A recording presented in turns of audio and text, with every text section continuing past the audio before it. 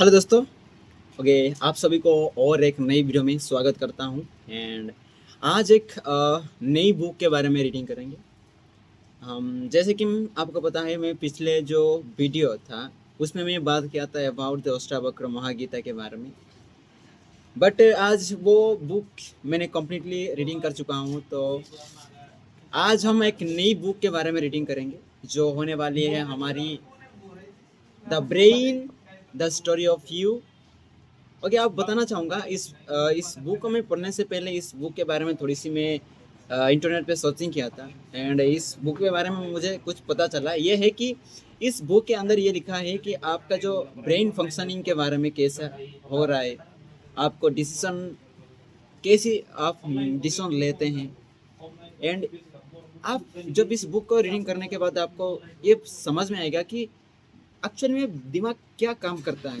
And जो भी कुछ हम करते हैं और भावनाएं भी क्यों आता है, भावनाएं, इमोशंस, इस सारे चीज़ों पे वो ब्रेन जो कंट्रोल होता है उसके बारे में इसमें लिखा गया है।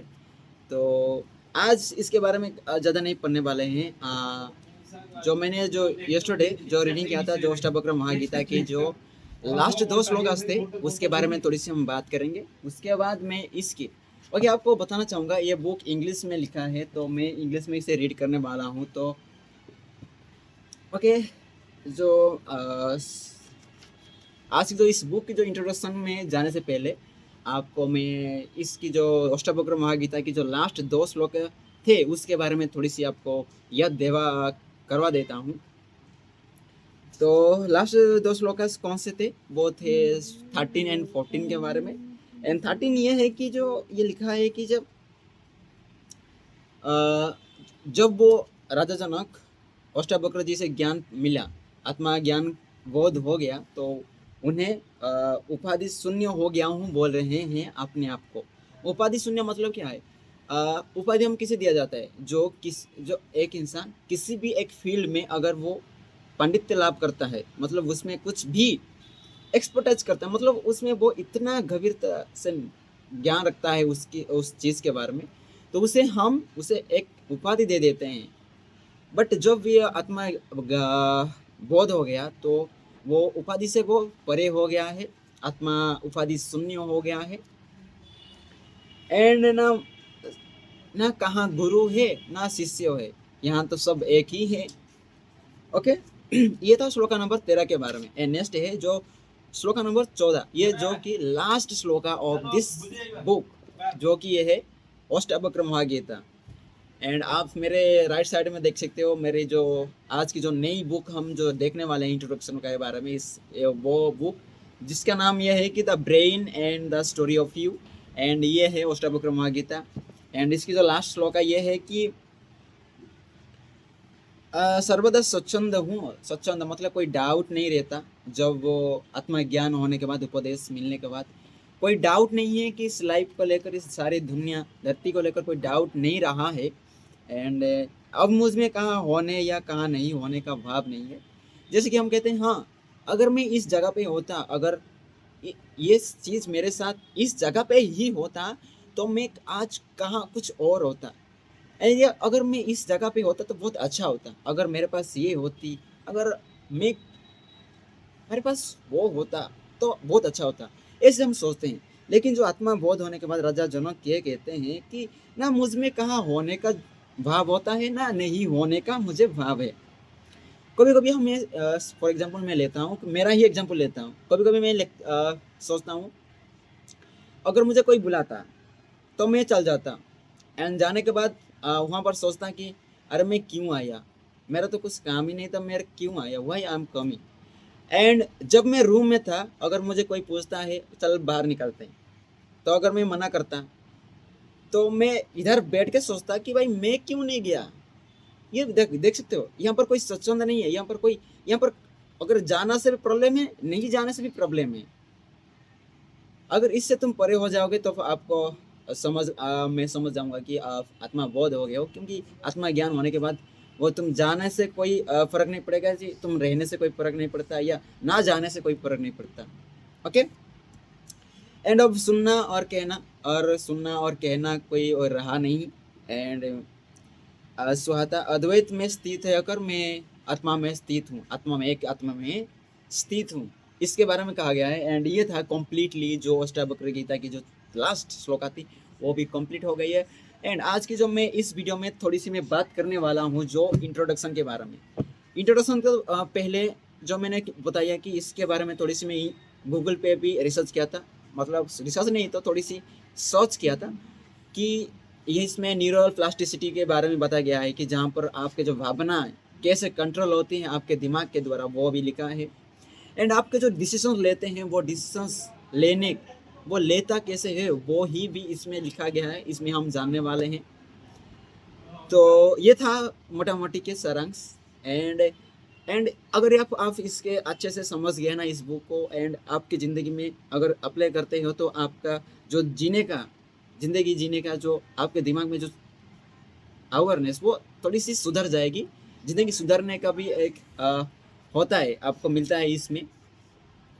तो मैं इस बुक के जो इंट्रोडक्शन के पार्ट में थोड़ी सी हम रीडिंग करते हैं एंड उसके बाद हम जो नेक्स्ट में से हम देखने वाले हैं इसकी जो चैप्टर्स को देखेंगे। तो आज तो मैं ओनली इंट्रोडक्शन के बारे में रीडिंग करेंगे।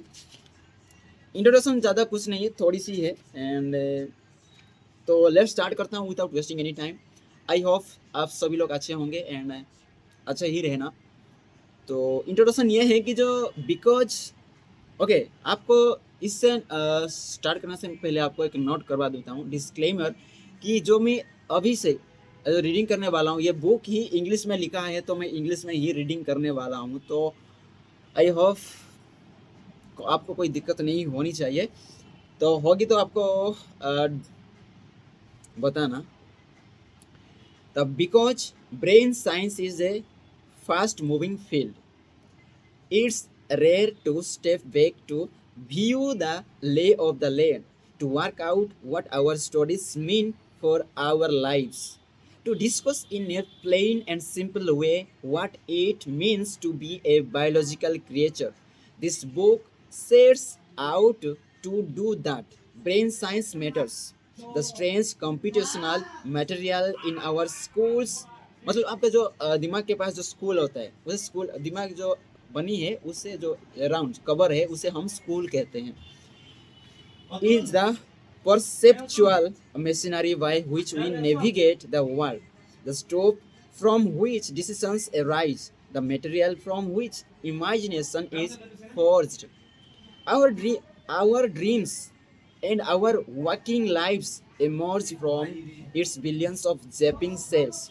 A better understanding of the brain sheds light on what we take to be real in our personal relationships and what we take to be necessary in our social policy. How we fight, why we live, what we accept as true, how we should educate. ये कहता है कि हम कैसे सत्य को हम accept करेंगे एंड कैसे हम एजुकेट होंगे, ये सारे हमारे ब्रेन के ऊपर ही डिपेंड करता है। And how we can craft better social policy, and हम सोशल पॉलिसी कैसे एक बेहतरीन सोशल पॉलिसी को हम बनाएंगे उसके ऊपर भी एक दिमाग का ही खेल होता है। And how to design our bodies for the centuries to come. In the brain, microscopically small circuitry is attached the history and the future of our species. Okay, हमारे दिमाग में ही अटैच होके रहता है कि जो हमारे आने वाले जो सेंचुरीज कैसे होने वाले, जो आने वाली स्पेसिस, हमारी जो स्पेसिस जाति वो कैसी रहेगी, एंड हमारी जो आने वाले जो जनरेशन है उनकी जो दिमाग भी कैसे रहने वाले वो भी डिपेंड करता है अभी का सिचुएशन, आपके दिमाग में कैसे चल रहा है अभी जो situation. And given the brain's centrality to our lives, I used to wonder why our society so rarely talks about it, preparing instead to fill our airwaves with a celebrity gossip and reality shows. But I now think this lack of attention to the brain can be taken not as shortcoming but as a clue. We are so trapped inside our reality that is inordinately difficult to realize we are trapped inside anything. At first blush, it seems that perhaps there is nothing to talk about. Of course, colors exist in the outside world. Of course, my memory is like a video camera. Of course, I know the real reasons for my beliefs. The pages of this book will be put all our assumptions under the spotlight. In writing it, I wanted to get away from a textbook model in favor of illuminating a deeper level of inquiry.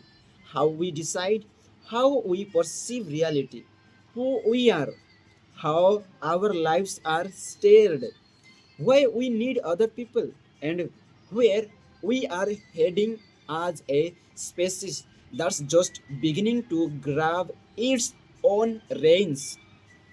This project attempts to bridge the gap between the academic literature and the lives we lead as brain owners. The approach I take here diverges from the academic journal articles I write, the and even from my other neuroscience books. This project is meant for a different kind of audience. It does not presuppose any specialized knowledge, only curiosity and an appetite for self exploration. So, so strap in for a whistle stop tour into the inner cosmos in the infinitely dense tangle of billions of brain cells and their trillions of connections. I hope you will be able to squint and make out something that you might not have expected to see in there.